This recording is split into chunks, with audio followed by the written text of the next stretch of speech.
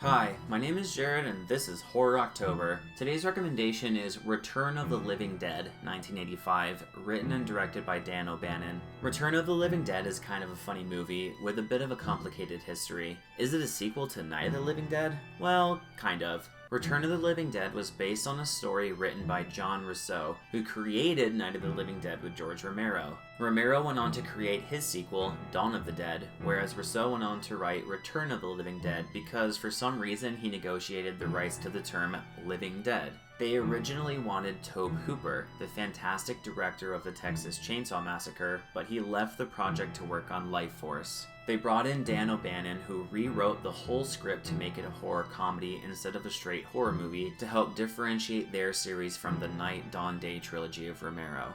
The result is a movie which walks the line of horror and comedy very closely, at times trying to be serious and scary, and other times extremely goofy and silly. Let's walk through the setup and hopefully you'll see what I mean. Return of the Living Dead starts off with Frank and Freddy, two idiot employees of a medical supply warehouse. Frank wants to show Freddy some military drums filled with dead bodies in a basement as a means of scaring him on his first day of work, which, while reckless, is so far fine decision making. They start to mess with the drum, and I mean, why not? What could possibly go wrong? Well, for one thing, they could accidentally open the drum and release a toxic gas that slowly kills them while keeping them alive, torturing them with unbearable pain for all of eternity, while at the same time bringing all the dead in a nearby graveyard back to life. But what are the odds of that? Apparently pretty good, because that's what happens. To make matters worse / more fun, a group of punk rock kids are waiting for Freddy to get off work and go to a nearby cemetery to pass the time. One of them strips naked and starts dancing for everyone, which I guess is a common occurrence since the other punks say she's taking her clothes off again. As you could expect, they start to fall victim to the zombies one by one, but Return of the Living Dead takes the zombie mythology in a new direction.